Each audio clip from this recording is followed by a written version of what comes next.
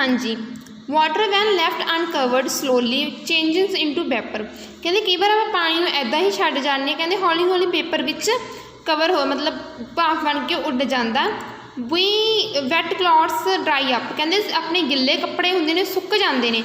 But happen to water in the above two cases. की हुंदा कहते पोचा लगाने वेले की हुंदा, गर्मियों के अपन पक्खा लाने की भी जरूरत नहीं पैंदी, अपना पोचा अपने आप सुक जाता। की हुंदा कहते we know that the particles of matter are always moving and are never at rest. कहते अपन पता कि कोई भी मैटर आ ਉਹਦੇ पार्टिकल्स हमेशा की मूव करते रहते हैं, कदे रेस्ट नहीं होंगे। At a given temperature in any gas liquid और solid there are the particle with different amount of kinetic energy. कहते आप किसी भी कोई भी आप कोई टैंपरेचर लै लैंदे हो, उहदे उपर गैस या लिक्विड सॉलिड नूं देखते हैं। कहते उन्होंने हरेक पार्टिकल की डिफरेंट कहते उन्होंने जिन्ने पार्टिकल्स होंगे उन्होंने को डिफरेंट काइनेटिक एनर्जी होगी। In the case of liquid जे आप कहते लिक्विड की गल करिए, a small of friction of particles at the surface having higher kinetic energy. कहते लिक्विड की गल करिए, कहते छोटे ਜਿਹੇ सरफेस के उपर भी बहुत ज़्यादा काइनेटिक एनर्जी होगी। Is able to break away from the force of attraction of other particles. कहते वो थोड़े जे सरफेस के उपर बहुत ज़्यादा काइनेटिक एनर्जी होगी जिदे करके फोर्स ऑफ अट्रैक्शन की तोड़ देंगे दूजे पार्टिकल्स नालों, तो कि कन्वर्टेड इंटू वेपर, तो की है भाफ बन के उड़ जाएंगे। This phenomena of change of solid into the vapour at any temperature billowing it's boiling point is it's called evaporation. इनू इवैपोरेशन कहने हैं। मतलब किसी भी लिक्विड का वेपर के चेंज होना, हालांकि वह बॉइलिंग पॉइंट कितना होंदा गा 100 डिग्री सैल्सीयस। आप पिछे की पढ़िया सीगा कि 100 डिग्री सैल्सीयस के उत्ते जिहड़ा आपां आइस तो पानी बनाया सी, पानी तो क्या वेपर बनने स्टार्ट हो जाते हैं। बट ये की कहा गा वो हैगा सी अपना बॉइलिंग पॉइंट है ना।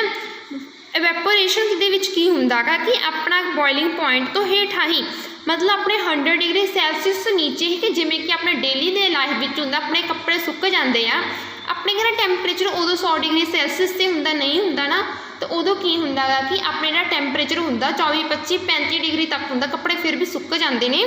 तो कहते उदों उस टाइम जो लिक्विड स्टेट है पेपर स्टेट के जाता गा उसनूं आपां की कहने आ इवैपोरेशन कहने आ। यही फर्क आ कि जो बॉइलिंग पॉइंट आ वो 100 डिग्री सैल्सीयस से ही जी लिक्विड स्टेट आ वेपर स्टेट में बदलनी स्टार्ट होंदी आ। बट इवैपोरेशन की हुंदा गा कि जी स्टेट होंदी जी लिक्विड आ वो वेपर के बदलनी अपने जो अपना नॉर्मल एटमोसफेयर का टैंपरेचर होंदा उहदे उत्ते ही स्टार्ट हो जाती है, तो उन्होंने आप कहने evaporation. Factors affecting the evaporation, किहड़े फैक्टर्स ने अफैक्ट करते हैं। Let us understand this with an activity. ठीक है, चलो एक्टिविटी स्टडी करते हैं। 1.14 take 5 ml of water in a test tube.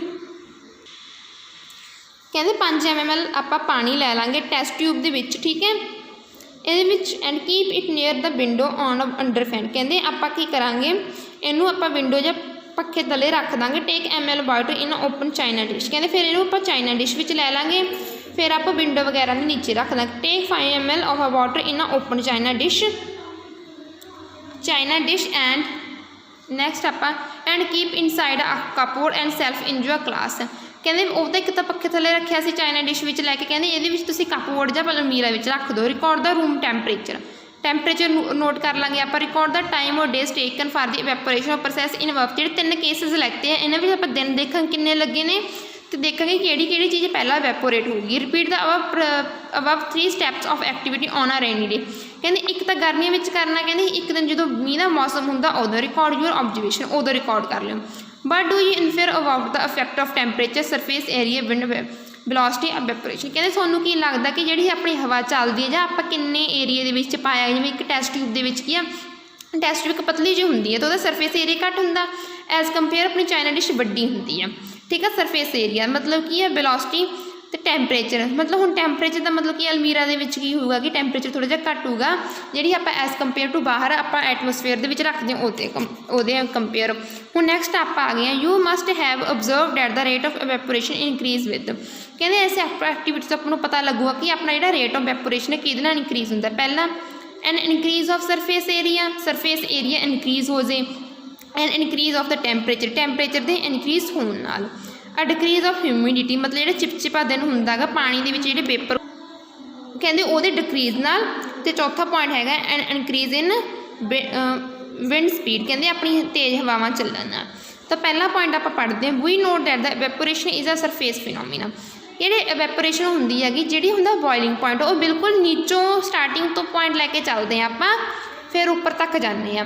ਮਤਲਬ 0 ਡਿਗਰੀ ਸੈਲਸੀਅਸ ਤੋਂ ਲੈ ਕੇ ਚੱਲਦੇ ਹਾਂ 100 ਡਿਗਰੀ ਸੈਲਸੀਅਸ ਤੱਕ ਜਾਂਦੇ ਹਾਂ। ਪਰ ਕਹਿੰਦੇ ਇਹਦੇ ਵਿੱਚ ਕੀ ਹੁੰਦਾ ਗਾ, ਸਰਫੇਸ ਫਿਨੋਮੀਨਾ ਕਿਉਂ ਕਿਹਾ ਜਾਂਦਾ, ਕਹਿੰਦੇ ਆਪਾਂ ਬਿਲਕੁਲ ਨੀਚੇ ਤੋਂ ਨਹੀਂ ਲੈ ਕੇ ਚੱਲਦੇ, ਕਹਿੰਦੇ ਵਿਚਾਲੋ ਹੀ ਮਤਲਬ ਜਿਹੜਾ 24-25 ਡਿਗਰੀ ਟੈਂਪਰੇਚਰ ਹੁੰਦਾ ਗਾ ਨਾ, ਉੱਥੋਂ ਹੀ ਲੈ ਕੇ ਜਾਣਾ ਸਟਾਰਟ ਕਰ ਦਿੰਦੇ ਹੈਗੇ, ਤਾਂ ਕਰਕੇ ਇਹਨੂੰ ਸਰਫੇਸ ਫਿਨੋਮੀਨਾ ਕਹਿੰਦੇ। If the surface area is increased the rate of evaporation is increase. ਕਹਿੰਦੇ ਜੇ ਸਰਫੇਸ ਦੇ ਏਰੀਆ, ਜਿਵੇਂ ਇੱਕ ਟੈਸਟ ਟਿਊਬ ਵਿੱਚ ਪਾਇਆ ਸੀ ਇੱਕ ਚਾਈਨਾ ਡਿਸ਼ ਵਿੱਚ, ਸਰਫੇਸ ਏਰੀਆ ਕਿਹਦਾ ਵੱਧ ਸੀ, ਚਾਈਨਾ ਡਿਸ਼ ਦਾ ਨਾ, ਤਾਂ ਕਰਕੇ ਪਹਿਲਾਂ ਉਹਦੇ ਵਿੱਚ ਪਾਣੀ ਛੇਤੀ ਇਵੈਪੋਰੇਟ ਹੋ ਜਾਊਗਾ। ਤਾਂ ਕਹਿੰਦੇ ਜਿਵੇਂ ਸਰਫੇਸ ਏਰੀਆ ਇਨਕਰੀਜ਼ ਹੋਊਗਾ, ਰੇਟ ਆਫ ਇਵੈਪੋਰੇਸ਼ਨ ਵੀ ਕੀ ਇਨਕਰੀਜ਼ ਹੁੰਦਾ। For example we'll putting the cloth for drying up we spread them out. ਕਹਿੰਦੇ ਜਿਵੇਂ ਆਪਾਂ ਕੱਪੜੇ ਸੁੱਕਣੇ ਪਾਉਣੇ ਆ, ਤਾਂ ਕੱਪੜੇ ਆਪਾਂ ਖਿਲਾਰ ਕੇ ਸੁੱਕਣੇ ਪਾਉਣੇ ਆ। ਇੱਦਾਂ ਕਿਉਂ ਹੁੰਦਾ, ਕਹਿੰਦੇ ਤੁਸੀਂ ਦੇਖੋ ਜਦੋਂ ਆਪਾਂ ਕੱਪੜੇ ਖਿਲਾਰ ਕੇ ਸੁੱਕਣੇ ਪਾਵਾਂਗੇ, ਠੀਕ ਹੈ, ਇਹਦੇ ਵਿੱਚ ਕੀ ਹੁੰਦਾ, ਜਦੋਂ ਕੱਪੜੇ ਆਪਾਂ ਖਿਲਾਰ ਕੇ ਸੁੱਕਣੇ ਪਾਵਾਂਗੇ, ਹੁਣ ਜਿਹੜੀ ਹਵਾ ਚੱਲ ਰਹੀ ਹੁੰਦੀ ਹੈਗੀ, ਠੀਕ ਹੈ, ਹਵਾ ਦੇ ਵਿੱਚ ਜਿਹੜੇ ਪਾਰਟੀਕਲਸ ਹੁੰਦੇ ਆ ਉਹਨਾਂ ਕੋਲ ਕੀ ਆ, ਹਵਾ ਚੱਲ ਰਹੀ ਹੁੰਦੀ ਆ। ਦੇਖੋ ਕੱਪੜੇ ਸੁੱਕਣੇ ਪਾਏ ਨੇ, ਠੀਕ ਹੈ, ਆਪਣੇ ਕੋਲ ਹਵਾ ਚੱਲ ਰਹੀ ਹੈ, ਇਹਦੇ ਵਿੱਚ ਹੁੰਦੇ ਪਾਰਟੀਕਲ ਜਿਨ੍ਹਾਂ ਕੋਲ ਹੁੰਦੀ ਕਾਇਨੈਟਿਕ ਐਨਰਜੀ। ਜਦੋਂ ਕੱਪੜੇ ਖਿਲਾਰ ਕੇ ਸੁੱਕਣੇ ਪਾਏ ਨੇ, ਠੀਕ ਹੈ, ਉਹਦੇ ਵਿੱਚ ਕੀ ਹੁੰਦਾ ਗਾ, ਜਿਹੜੀ ਹਵਾ ਹੁੰਦੀ ਹੈ ਉਹ ਉਹਦੇ ਹਰ ਇੱਕ ਸਰਫੇਸ ਨੂੰ ਟੱਚ ਕਰਕੇ ਜਾਊਗੀ ਨਾ। ਹੁਣ ਜਿਹੜੇ ਉਹ ਪਾਰਟੀਕਲਸ ਹੁੰਦੇ ਨੇ ਏਅਰ ਦੇ ਵਿੱਚ ਹੁੰਦੇ ਨੇ, ਜਿਹੜੇ ਇਹ ਕੀ ਕਰਦੇ ਨੇ, ਜਿਹੜੇ ਏਅਰ ਦੇ ਵਿੱਚ ਪਾਰਟੀਕਲਸ ਹੁੰਦੇ ਜਿਹੜੇ ਇਹਦੇ ਵਿੱਚ ਆਪਣੇ ਕੀ ਹੁੰਦੇ, ਪਾਣੀ ਦੀ ਜਿਹੜੀਆਂ ਹਲਕੀਆਂ ਬੂੰਦਾਂ ਹੁੰਦੀਆਂ ਹੈਗੀਆਂ, ਜਿਹੜੇ ਪਾਰਟੀਕਲਸ ਹੁੰਦੇ ਉਹ ਪਾਣੀ ਦੀਆਂ ਹਲਕੀਆਂ ਬੂੰਦਾਂ ਤੋਂ ਕੀ ਐਨਰਜੀ ਲੈ ਲੈਂਦੇ ਨੇ, ਕਿਉਂਕਿ ਇਹਨਾਂ ਦੀ ਆਲਮੋਸਟ ਕੀ ਆਪਦੀ ਕਾਇਨੈਟਿਕ ਐਨਰਜੀ ਬਹੁਤ ਹਾਈ ਹੁੰਦੀ ਆ। ਤਾਂ ਕਰਕੇ ਕਿ ਉਹ ਈਜ਼ਲੀ ਕੀ ਹੈ, ਜਿਹੜੇ ਵਾਟਰ ਦੀ ਪਾਣੀ ਦੀਆਂ ਬੂੰਦਾਂ ਹੁੰਦੀਆਂ ਹੈਗੀਆਂ, ਉਹ ਇਹਨਾਂ ਨੂੰ ਆਪਦੇ ਵੱਲ ਅਟਰੈਕਟ ਕਰ ਲੈਂਦੀਆਂ ਹੈਗੀਆਂ। ਤਾਂ ਕਰਕੇ ਕੀ ਹੁੰਦਾ, ਜਿਹੜੀ ਉਹ ਆਪਦੀ ਐਨਰਜੀ ਹੁੰਦੀ ਹੈ, ਅਤੇ ਈਵਨ ਜਿਹੜੇ ਕੱਪੜਿਆਂ ਦੇ ਉੱਪਰ ਜਿਹੜੇ ਪਾਣੀ ਵਗੈਰਾ ਦੀ ਐਨਰਜੀ ਹੁੰਦੀ ਹੈ, ਕਾਇਨੈਟਿਕ ਪਾਣੀ ਦੀ ਬੂੰਦਾਂ ਦੀ ਐਨਰਜੀ ਹੁੰਦੀ ਹੈ, ਪਾਣੀ ਦੀ ਐਨਰਜੀ ਹੁੰਦੀ ਆ, ਉਹਨੂੰ ਵੀ ਨਾਲ ਲੈ ਕੇ ਚੱਲ ਜਾਂਦੀ, ਜਿਹਦੇ ਕਰਕੇ ਕਿ ਆਪਣੇ ਕੱਪੜੇ ਸੁੱਕਣ ਲੱਗ ਜਾਂਦੇ ਨੇ, ਠੀਕ ਹੈ। ਐਜ਼ ਇਨਕਰੀਜ਼ ਆਫ ਟੈਂਪਰੇਚਰ, ਕਹਿੰਦੇ ਜਿਵੇਂ ਟੈਂਪਰੇਚਰ ਇਨਕਰੀਜ਼ ਕਰਦਾ।